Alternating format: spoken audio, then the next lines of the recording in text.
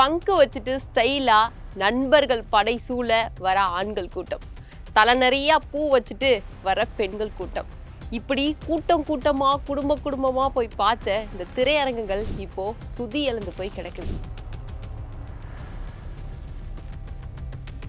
ஒரு திரையரங்குக்குள்ள போனோம் அப்படின்னா ஒரு பக்கம் சந்தோஷமா சிரிச்சிட்டு இருக்க ஒரு சத்தம், இன்னொரு பக்கம் கை தட்டுற சத்தம். இப்போ இது எல்லாமே எங்க போச்சு? டிக்கெட்டை கிழிச்சு கையில கொடுக்கும் போது அதை வாங்கும் போது இருக்கிற சந்தோஷம்லாம் அதெல்லாம் இப்போ பெரிய கேள்விக்குறியாகி போச்சுங்க. இதுக்கு காரணம் 2018 வந்த இந்த மல்டிப்ளெக்ஸ் கலாச்சாரம். இந்த மல்டிப்ளெக்ஸ் கலாச்சாரம் இந்த 2018 பாத்தீங்கன்னா தலை விரிச்சிட்டு ஆட ஆரம்பிச்சிச்சு அப்படின்னே சொல்லலாம். ஒரு காட்சி மார்னிங் ஷோ, மத்தியான ஷோ, அப்புறம் ஈவினிங் ஷோ, இப்படி ஓடிட்டு இருக்கும் போது பல திரையரங்குகள் ஹவுஸ்ஃபுல்லா இருந்துச்சு. ஆனா அந்த மல்டிப்ளெக்ஸ் வந்த பின்ன பாத்தீங்கன்னா நான் நினைச்ச நேரத்துக்கு போயிருவேன் அப்படின்ற பட்சத்துல எல்லா ஷோவையும் ஃபுல் பண்ணோம் இல்லையா, அதுக்காக அவங்களும் சம்பாதிக்கிறோம் இல்லையா, அதுக்காக இந்த விலையேற்றம், இந்த மாதிரி ஸ்நாக்ஸ் விற்கிறதுக்கான காஸ்ட்லி ரேட்டு, இப்படி இந்த மல்டிப்ளெக்ஸ் கலாச்சாரம் வந்தனால இந்த சிங்கிள் தியேட்டர் எல்லாமே எங்க போச்சுன்னே தெரியல.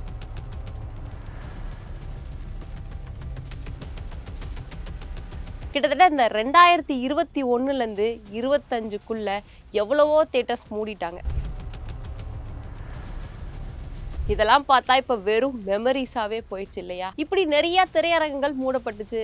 சினிமா எங்க தான் போகுது அப்படின்ற மாதிரி கேள்விக்குறியா இருக்கும் பொழுது மத்திய அரசு ஒரு சிறப்பான ஒரு அறிவிப்பு விட்டாங்க. என்ன அப்படின்னா, கிராமப்புறங்கள்ல ஏற்கனவே பார்த்தீங்க அப்படின்னா பாரதி ராஜா, பாக்கியராஜ் படங்கள்லாம் கிராமப்புறங்கள்ல ஹிட் ஆனதெல்லாம் வழக்கமா இருந்துச்சு. ஆனா இந்த ஆன்லைன் டிக்கெட்ஸ்லாம் வந்த பின்ன அவங்களாம் எங்க போய்ப்பா புக் பண்ணுவாங்க? அது மட்டும் இல்லாம ரேட் இவ்வளோ பெருசா இருக்கும் பொழுது அந்த சி சென்டர் அப்படின்றது அப்படியே க்ளோஸ் ஆயிப்போச்சு இல்லையா? ஸோ கிராமப்புறங்களையும் நாங்க போய் சினிமாவை கொண்டு போய் சேர்க்கணும் அப்படின்றதுக்காக மத்திய அரசு ஒரு முன்னெடுப்பு எடுத்திருக்காங்க. இன்னொரு பக்கம் ப்ரொடியூசர்ஸ் வந்து பார்த்தீங்க அப்படின்னா தலையில துண்டை போட்டுக்க வேண்டியதான் சிறிய பட்ஜெட் ப்ரொடியூசர்ஸ்.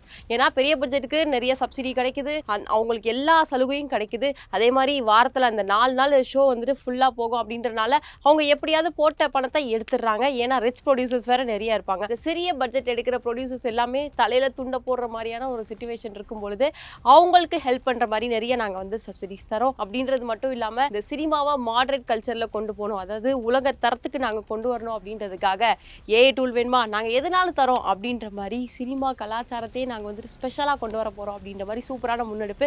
இதை பற்றி நிறைய நம்ம கலாய்வு பண்ணியிருக்கோம். இப்போ இயக்குனர் கண்ணன் அவர்கள் பேசுகிறாங்க. இந்த சினிமாவுக்கு இந்த ஒரு முன்னெடுப்பு எவ்வளோ யூஸ்ஃபுல்லாக இருக்குன்றத சொல்கிறாரு பாருங்க. இந்திய திரைப்படத்துறையை மேம்படுத்துறதுக்காக தகவல் ஒளிபரப்புத்துறை வந்து ஒரு நிறைய அனௌன்ஸ்மெண்ட் பண்ணியிருக்காங்க. இது வந்து இண்டஸ்ட்ரிக்கு வந்து ரொம்ப ஒரு வெல்கம்.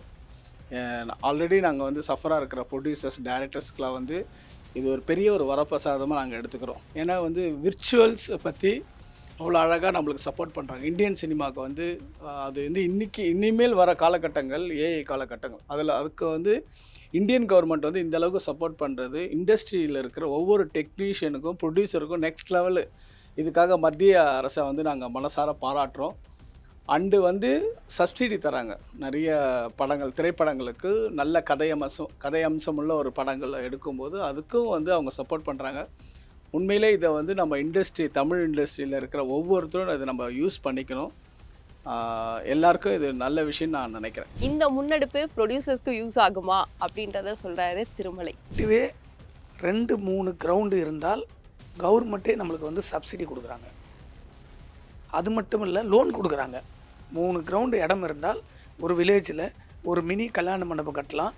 ஒரு 2 தேட்டர், மேலே ஒரு 75 சீட்டு, கீழே ஒரு 75 சீட்டு, இல்லை மேலே ஒரு 150, கீழே ஒரு 150, அப்படி போடக்கூடிய திட்டம் இருக்குது. மோடிஜி அவருடைய திட்டத்தில் இருக்குது, மத்திய அரசாங்கத்தில் இருக்கிறது. அப்போது ஒரு படம் பண்ண வர தயாரிப்பாளர்களுக்கு ஒரு பாதுகாப்பாக முதலீடு போடுற ஒரு ப்ரொடியூசர், அவங்களுக்கு திரையரங்கு கரெக்டாக இருக்கணும். ஃபைனான்ஸ்லியாக பேங்க்குங்க வந்து நம்பிக்கையோடு பேங்க்கை வந்து ஃபைனான்ஸ் கொடுக்கணும். முன்னாடி வந்து பேங்க் வந்தாங்க சினிமாவுக்கு ஃபைனான்ஸ், அது சட்டத்திட்டத்தை உள்ளடக்கி ஒரு தயாரிப்பாளர் 5 கோடி படம் பண்ணுறாருன்னா 1 கோடி இன்வெஸ்ட் பண்ணுறாருன்னா என்எஃப்டிசியில் இருக்காது. அந்த என்எஃப்டிசியில் நம்ம எல்லாத்துக்கும் ஸ்கிரிப்ட் கொடுத்து மொத்த படத்துக்கு நிற்கும் போது 250 திட்டங்கள் இருக்குது. அதையெல்லாம் உள்ளடக்கி ஒரு பரந்த மனப்பான்மையோடு உலக சினிமாவை இந்திய சினிமா வின் பண்ணோம் அப்படின்னா நம்ம நோக்கம் நாட்டை சார்ந்த படங்களாக இருக்க வேணும். நாட்டுக்கு அகெயின்ஸ்டாக யார் படம் எடுத்தாலும் அதை ஸ்டாப் பண்ணியே ஆகணும். அகெயின்ஸ்ட் டைட்டில் வச்சா கூட ஸ்டாப் பண்ணணும். நம்ம இந்திய தேசத்தில் இருக்கோம், அதை மட்டும் சரி பண்ண வேண்டியது தமிழக அரசாங்கத்தினுடைய கடமை, மத்திய அரசுடைய கடமை. இந்த திட்டங்கள் நடைமுறைப்படுத்தினால் அச்சீவ்மெண்ட் மத்திய அரசு சொல்கிறீங்கள, நம்ம நினைக்கிற உலக சினிமாவை இதே இந்தியாவில் நம்ம உருவாக்க முடியும். உதாரணத்துக்கு இங்கிலீஷ் படம் அடுத்த மாதம் ரிலீஸ் ஆகிற படம் வந்து ஐமேக்ஸில் வந்து பார்த்திங்கன்னா ஃபுல்லாக இருக்குது. தமிழகத்தில் மினி தியேட்டர் சிஸ்டம் வந்துடுச்சான்னா இன்றைக்கி ரஜினி சாருக்கு அப்புறம் விஜய் சார் படங்கள் தான் ஓப்பனிங்கன்னா டிக்கெட் கிடைக்காது. இப்போ எல்லா படத்துக்கும் டிக்கெட் கிடைக்கிது.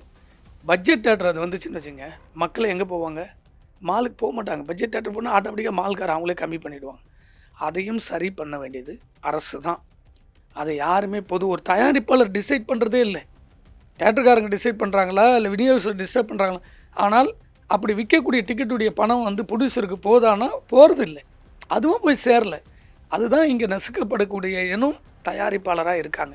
தயாரிப்பாளர்களை வலுப்படுத்த வேண்டியது மத்திய அரசும் மாநில அரசும். நான் ஏற்கனவே சொன்ன மாதிரி லோ பட்ஜெட் ப்ரொடியூசர்ஸ் ப்ளஸ் இந்த சிங்கிள் தேட்டர் ஓனர் எல்லாருமே பாதிக்கப்பட்டாங்க. ஸோ இதை பற்றி பேசுறதுக்காக உட்லேண்ட்ஸ் தேட்டருடைய ஓனர் வெங்கடேஷ் பேசுகிறாரு பாருங்க. இல்லை மேடம், இப்போது நீங்கள் பார்த்தீங்கன்னா தமிழ்நாட்டில் தான் இந்த 4K ப்ரொஜெக்ஷன் 2K ப்ரொஜெக்ஷன் சொல்லி அதான் லேட்டஸ்ட்டு வேர்ல்டில் இருக்கிறது. நீங்கள் ஏரியா வைஸ் பார்த்தீங்கன்னா ஈவன் அமெரிக்காவோட தமிழ்நாட்டில் தான் அதிகமான ஸ்க்ரீனில் வந்து இந்த 2K ப்ரொஜெக்ஷனுங்க இருக்குது. ஸோ நாங்கள் ஏற்கனவே மாற்றம் ஆகிட்டோம். ஆனால் நாங்கள் வந்து மாறுறதுக்கு அந்த ஒரு சேஞ்சுக்கு கவர்மெண்ட் எவ்வளோ விதத்தில் எங்களுக்கு ஹெல்ப் பண்ணுறது தானே இது கேள்விக்குறி. அது எதுவுமே பண்ணுறது இல்லையே. அவங்க ஏதாவது ஸ்டெப் எடுத்தால் தானே எங்களுக்கு உற்சாகமாக இருக்கும். எவ்வளோ வந்து இப்போ வந்து நீங்கள் பார்த்தீங்கன்னா கர்நாடகாவில் வந்து கர்நாடகா பாம்பேலெல்லாம் சினிமா தியேட்டரில் நீங்கள் வேர்ல்டு கப் பார்க்கலாம், காமிக்கலாம், ஐபிஎல் காமிக்கலாம், எல்லாமே காமிக்கலாம். ஆனால் கேரளா, தமிழ்நாடு, ஆந்திராவில் அது முடியாது. இப்போ ஒன் நேஷன் ஒன் சினிமானா பாலிசி எல்லாமே ஒன்றா இருக்கும். இப்போ 57 ஆப்ரேட்டர் லைசன்ஸ் சொல்லி ஒன்று கொண்டு வந்தாங்க. இப்போ எல்லாம் கம்ப்யூட்டர் டிஜிட்டல். இன்னும் அந்த பழைய சட்டமே வச்சுருக்காங்களே. சட்டத்தை வச்சு காட்சிகள் மாறினாலும் சட்டங்கள் மாறவில்லை. ஸோ ஃபஸ்ட்டு வந்து ஈஸ் ஆஃப் டூயிங் பிஸ்னஸ் வந்து சினிமா தியேட்டருக்காரங்களுக்கு ஹெல்ப் பண்ணணும். அப்போ தான் நாங்கள் வந்து வளர்ச்சி வளருவோம். இல்லை நான் இன்னும் வந்து பிரிட்டிஷ்காரன் எழுதின புஸ்தகமே நான் ஃபாலோ பண்ணுறேன், நான் வந்து அப்படி தான் இருப்பேன்னு எந்த விதத்தில் நியாயம்? ஸோ ஃபைனலாக இந்த அனௌன்ஸ்மெண்ட்டுக்கு பிறகு நிறையா சிங்கிள் தேட்டர்ஸ் மறுபடியும் ஒரு பொலிவோட ஸ்டார்ட் ஆகும் அப்படின்றது எதிர்பார்க்கப்படுகிறது. காத்திருந்து பார்ப்போம்.